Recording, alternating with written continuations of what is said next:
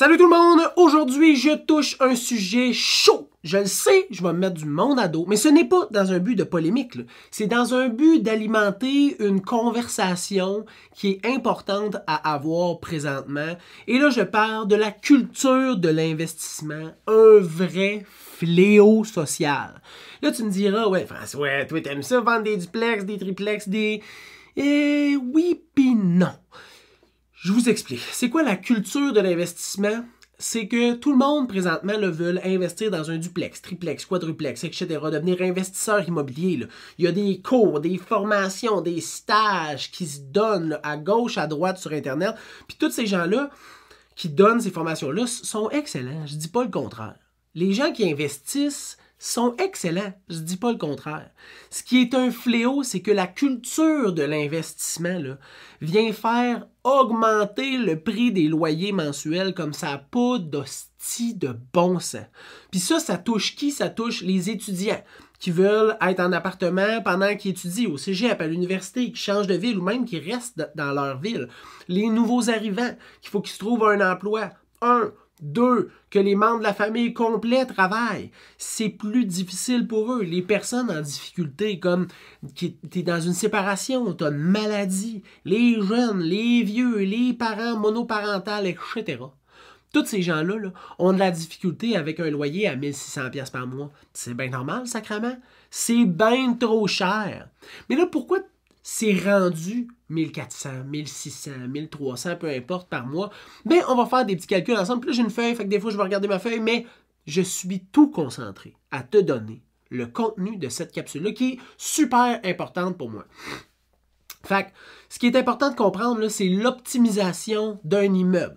Quelqu'un qui va acheter un duplex, un triplex, un quadruplex, il veut ultimement que ça se paye tout seul.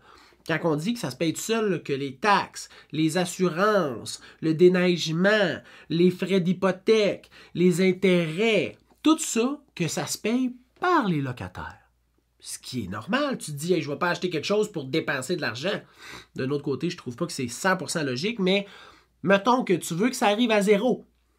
Il va falloir que tu optimises probablement ton immeuble. Parce que mettons que tu achètes un duplex à 300 000 $. 2 4,5 à l'intérieur du duplex qui sont à 600 $ par mois.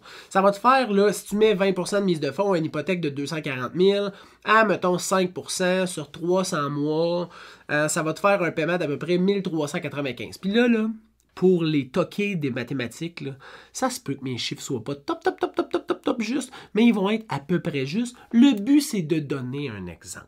Bon, fait que 1395$ par mois que ça va te coûter. Capital, intérêt. T'ajoutes à ça les assurances, t'ajoutes à ça les taxes municipales, les taxes scolaires, l'entretien. T'arrives à peu près à 1623$. On se disait que t'avais 2 4,5 à 600$ par 4,5. Fait que t'enlèves 1200$ à 1623$. Ça fait que t'es 423$ dans le trou à tous les mois.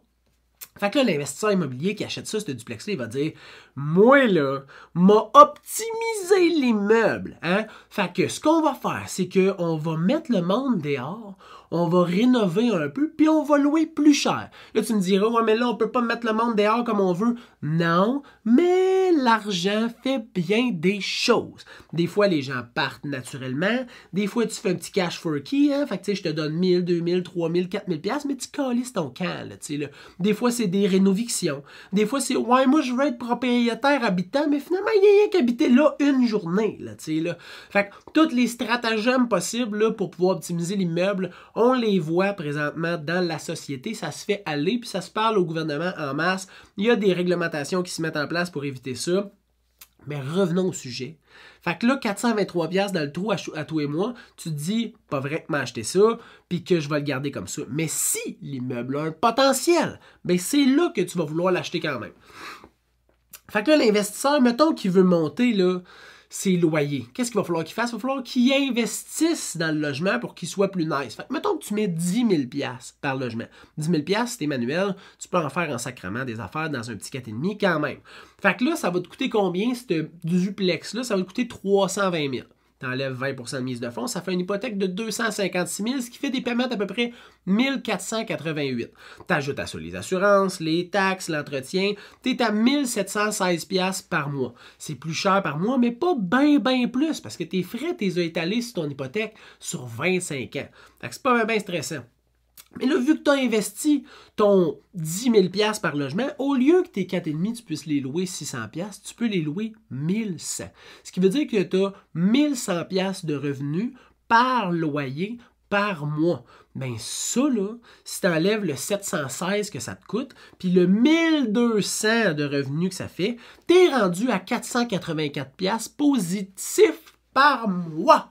Et c'est ça, l'optimisation d'immeubles. Là, tu me diras, puis il y a plein de monde qui va dire « Ouais, mais là, c'est pas juste ça, l'optimisation d'immeubles. » Tu as bien raison. Je voulais juste donner un petit exemple clair pour que les gens comprennent pourquoi les loyers sont rendus fucking trop chers. Ben, c'est ça. Puis c'est normal, l'investisseur, lui, il veut que son immeuble lui rapporte. C'est comme une business pour lui. De l'autre côté, niveau social, ça fait pas de calvaire de sens qu'un 4,5 coûte 1100 $ pour quelqu'un qui est monoparental, pour un étudiant qui veut se concentrer sur son bac, sur sa maîtrise, sur son doctorat, pour plein d'autres personnes, là, puis classe sociale, ça fait pas de sens. C'est pour ça que moi, j'ai fait mon cours commercial, j'ai mon diplôme, mais je suis pas allé passer mon examen parce que c'est pas nécessairement une catégorie de transactions qui m'intéresse. Moi, ce qui m'intéresse, c'est de faire des transactions pour des gens qui veulent habiter à quelque part, puis qui ont un projet, puis que c'est pour eux. Tu sais, avec de l'émotion, pas des chiffres, là, de l'émotion de « Wow, hey, ça c'est cool, beau terrain, beau... » Ça m'intéresse. Ce fléau social-là, là, qui est l'optimisation des meubles puis l'augmentation des loyers, là, je trouve que ça fait pas de sens. Mais pour l'investisseur, ça fait totalement du sens. Puis en plus de ça, en plus de faire 484 $ par mois avec le petit calcul que je viens de te faire, l'immeuble qui a payé 320 $, là, si tu fais un ratio des revenus versus ce que ça peut valoir présentement, là, ben l'immeuble présentement en vaut 396. Fait que là, lui, il va pouvoir probablement réhypothéquer son immeuble puis refaire la même chose sur un prochain immeuble. Puis là, fait ça fois 10 000 investisseurs immobiliers. C'est ça qui fait que présentement, c'est dur d'avoir un loyer à bas prix. Puis là, tu me diras, la question qu'il faut se poser, c'est « Ouais, mais là, est-ce que ça vaut plus la peine de devenir propriétaire que de rester locataire? » Ben, check ça, Ginette! C'est direct la prochaine vidéo que je vais faire. Je vais probablement mettre ça en ligne quasiment en même temps. Tu vas pouvoir la trouver sur mon channel YouTube qui s'appelle Service Immobilier. Puis si tu as des questions, tu m'écris au info@serviceimmobilier.ca. Pour le reste, je te souhaite une excellente journée. Bye bye!